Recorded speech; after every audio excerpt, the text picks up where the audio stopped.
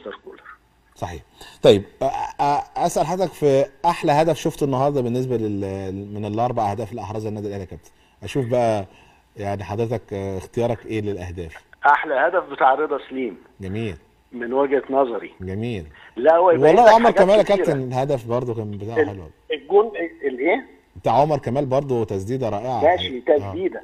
بس لا التسديده الجون بتاع رضا سليم فيه حاجات كتيره جدا. لو انت هتحلل الجون نمره واحد ان الدقه تبين لك الهدف دون. الدقه اهم من القوه طبعا.